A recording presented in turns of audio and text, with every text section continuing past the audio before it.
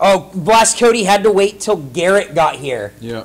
He had to wait till Garrett got here so he could call. Why? You didn't call the whole time, and then you saw Garrett show up, and you're like, oh, hang on, I'm half hard. Let me call. Now you're all wet about it. Yeah, Jesus Christ. You're like frothing at the vag about this thing. Yeah, it's like, really. Christ. The hard Cody. No, but I did want to call in and ask, have you guys ever imported like games like specifically because they never came out here? Yeah, or if they weren't the original. Bayonetta. Oh yeah. Wasn't gonna come out here for like 6 months, so it was like, you know what? I'm just importing this. Yeah. I did do that. I have imported some Resident Evil titles. What Resident Evil titles did you import? Gun Survivor 3, I believe. Gun Survivor 3. And what else? A couple EVA games. They're EVA games? Yeah. Girlfriend of Steel. He's got the best. Girlfriend of Steel.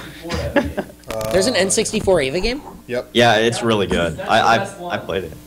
The rest are all typing tutors and dating. How is that one on 64 only been how has that been the only good one? I don't get. What is it, like robots just fighting? Yeah, it's actually. Oh, like, is it? Yeah. And the rest have been like, yeah, go on a date with her. Hey, no. I got Super Robot Wars Alpha for PlayStation once. Like, why isn't there a PS3 Evangelion like game? I know they released like pachinko machine simulators, Evangelion related. Why? All the DDR games. Fuck! I used to import a shit ton. This was a Garrett question. I haven't done it in fucking years. Cody, I talk to you almost like every week, but I always forget what you look like. You're a handsome man. You're a handsome devil. You. There it is. Thank you. But yeah, my favorite import thus far has to be Galgun, the dating sim. Oh yeah. Railgun shooter. I've heard good I love things. this game. It's a dating sim first-person shooter. What Yeah. happened? What? It's a rail shooter, like just like any rail shooter, but it's part dating sim. When I was in Japan, there was a van. There was a van in Chiba. That was you. Oh, no. With artwork for that all over it, and there were probably 200 men all perched around it waiting for something. Hey, it's a good game. And I was like, no, it was just a van with that artwork on it. And I'm like, they were all just like, what were they waiting for? And I'm like, something gonna happen? So I'm posted up now. Yeah. And I waited, and then finally some guy with a microphone came out in front of the van, said a bunch of Japanese. They opened the doors. 2 girls came out in bikini bottoms and and t-shirts, and with squirt guns.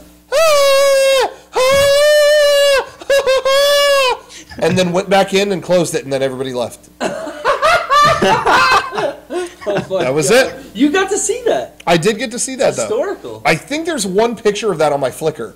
The reason being is I was like, oh my God. And then I looked around and no one else. I don't want to be that guy. Oh, I'm done with that. Yeah, I import a lot of PS1 games. And then a couple PS2 games. I import a lot of Neo Geo Pocket games. I've got Neo Geo X or whatever that system is, so I gotta import all my stuff. Yeah. What's that system? X Gold. Yeah, the Neo Geo. No, it's the X, I think. Yes. I got that for Dominic for Christmas. Hey, you know who really got that? Arthur. Yeah. Really, really bought that. Wow, that's cool. I bet he dug it. Yeah, I'm sure he did. The best Christmas gift of all was that it was hacked immediately. Oh, really? Your games are on SD cards and it was hacked? You How said did you that were happen? kind of disappointed in its... Yeah, the quality of like the stick and stuff was like cheap. Yeah. But the portable is cool. It's fun. Yeah. And it plays. I mean, it's a Neo Geo box that HDMI's into your TV. That's okay, really cool. It's fine. That's really cool. Yeah. It was so easy to fucking play imports on the PS1. You use the little Game Shark or the Action Replay or Code Breaker or whatever. They had a bunch of different. Dreamcast, you just had to burn them. Dreamcast was just so burn awesome. But then even when I went to PS2, I installed like a 7-wire mod chip, and then that was a fucking undertaking. Yeah. And I did that. Then I kept having to turn my laser up. I have to go in every 6 months because it started burning up the laser and turn the intensity up. There was a way that you did it, and it was like clockwork. You could get your disc read errors to go away. Jesus. And I would keep doing that, keep doing that, keep doing that. Eventually, that PS2 died, and we shot it with a shotgun. In a video, in a Mega64 video. I got my second PS2, and then started using something that had come out. It was new. It was a memory card and a boot disc with a plastic, like a little plastic tool that had a hook on the end, and it was flat, it was like a Slim Jim for your fucking PS2 tray, is what it was. Essentially, same thing you do with a car. You would put the boot disc in and the memory card in slot 1, and it had a special save file on it. You would run a process, and then it would say, okay, get out your slide card. And you had to mod the front and pull the little tray icon off. What the fuck? And you would get, it was so fucking convoluted, you would get the slide card in, slide it down, pull, and you'd hear it pop, and then you could slide the tray open manually. Put in your bootleg or your import disc. Yeah. And then you had to manually push it back in and then hit play. I can't save a file. Yeah, it played like normal after that.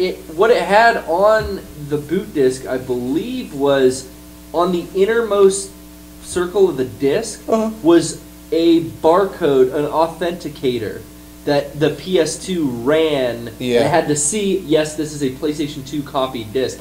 You could actually see them if you look at PS2 and PS1 discs. I think there's this barcode half-circle thing. So it ran a file that emulated that, and then it let the system go into kind of a temporary sleep mode to where it didn't know you were changing discs, so it didn't ask for the code again. I came later into the game with that. I never really modded systems much, but me and Chaz modded my PS2 later when they started allowing hard drives. Yes, with the Final Fantasy 11 and stuff. Chaz found a way through a friend of his and whatever, and we did it so that you could just rip games to the hard drive and play them off that. So it was that was when I worked at the video store. Oh, Jesus. And it was just every day. I got 5 free rentals every day. Oh, yeah. So it was, okay, I want this. Okay, great. And I would just take them home. I had like a 120 gig hard drive in there or something like that. Yeah. And it was just, what game do you want? I was just ripping games I owned so I wouldn't go get them. I mean, it was that lazy. It was just like, okay, yep, I'm going to play this now. Oh, I'm done with this. It was cool. What's the statute of limitations on that? I mean, Blockbuster is out of business, but could they still come get you? Lance Armstrong, when did Lance Armstrong do all, like, the doping stuff? Because, like, that's why he's doing all this. What the fuck is wrong with him? What? Why isn't he just keeping his goddamn mouth shut? Because he wants to compete again. Is that what he's doing it for? He thinks he can get an 8-year ban instead of a lifetime ban. And then he's going to come back as a cyclist in 8 years when he'll be, what, 54? He says that the last year that he doped, I think this is all what happened. He said the last time that he doped was 2005. So 2005, 8-year ban, about now. And so he wants to go back and compete.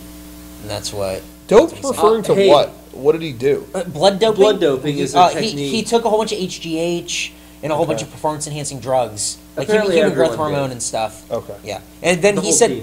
I like when people were talking about it and they're like, oh, he's just leveling the playing field. Yeah, that's why he won 7. He was the best of the whole team that was all blood doping. Hey, I don't know, fucking whatever. The morality of using performance-enhancing drugs is I'm not talking about that, but just on a fucking social and whatever level, how nice of a life must he have with, I don't know, maybe, I guess if he wanted to compete again, I guess just compete. Why does it have to be official? Go out and ride your fucking bike. Keep your goddamn mouth shut and stay the fuck away from Oprah. I just liked all the interviews that he did because he would like deny. Oh, I'm sorry. He would like deny up and down any blood doping, any performance enhancing drugs, but not to the point. He wouldn't just say no. He would get like weird with like his explanations. I had cancer. You think that after I beat cancer, I'd go to a doctor and say, "Yeah, pump me full of drugs as much as you can, so I can ride my bike faster." See, you think I would say that? Gross. That's exactly what you said. That's exactly what you said. He's so gross. He like ruined people's lives because they came out and said that he was like blood doping and cheating in cycling, and then he would sue them. And then he sued a magazine that ran an article about him blood doping. Yeah. And he fucking won like I think it was $26,000 or something. A substantial amount. Yeah. That fucking magazine should sue him countersue him back and Yeah, why not? Oh my God! But that's why he's doing a lot of this stuff too, because I think the statute of limitations, which is what brought us onto the topic. Yeah. The statute of limitations on his perjury. Is running out or over. Wow. Jesus Christ! What a terrible person. Hey man, it's not the first time he had to eat crap. Okay. Yeah. I don't know I don't get that. He dated Sheryl Crow. Remember Sheryl Crow? Oh, so what's the joke? Crow now. You know, like eating crow is like humble pie, kinda. I've never heard that. Oh really? Me neither. Eating crow? You never heard that? I've never heard that. It's the same as have a slice of humble pie kind of. Yeah. It's the same saying. I've never really heard that. No. I thought you were doing a bit. No. Me too. Well, I can assure you it's a phrase of a Is joke. it like who was the baseball player? Jim Crow law? Who was the shitty baseball player that got caught cheating but still denies it? Right? Ken Caminiti? No. Biff Roberts. Fuck you. Are you talking about Pete Rose? I think Pete Rose. He doesn't deny it. He said that he never influenced outcomes of games that he bet on. That's true. Okay. He'll die and then he'll get inducted into the Baseball Hall of Fame. He has to die. But first. for now. but go. I feel like. I died. Yeah, maybe he didn't. I don't know. That's not a good. My dad talks to Pete Rose every time they go to Las Vegas. Because he is always in the same place at Caesar's Palace. Yep. Every time we go to Caesar's, I bet Pete Rose is going to... There he is! Hey, Pete! I have talked to him 1,000 times. What? He lives in Vegas? Signing stuff. Oh, God. I don't know if he lives there. Maybe he does. But I don't know if he does or he's not. a fucking gambling addict. Yeah, but Charlie Hustle. He's always there's a little place in the mall that has like sports stuff, and he's always hanging out there. Get a little piece of the action. Last time I was there, he was there signing, and I felt really bad every time I walked by him. I'm like, oh, maybe I should get something signed. And then somebody, no, he's always here. Oh, okay. Yeah, he is always there. Does he sign stuff for free? Probably not. I don't like that. Me either. I can't imagine ever becoming that. No. You sound healthy. Yeah. No, I was getting over thing still. I'm good now, but I still got like crap in my throat. Last Cody, did we answer all your questions? Answer your questions. James the Giant Peach-esque. Do you ever import Blood Doping Simulator 2014? I imported One Piece on Game Boy Color. You know what? Cut that bitch off. What are we fucking talking about? One Piece on this podcast? Go back to your Shonen Jump. Go back to your manga and read it alone. Jack Vid, why are you still up? In your why are you awake?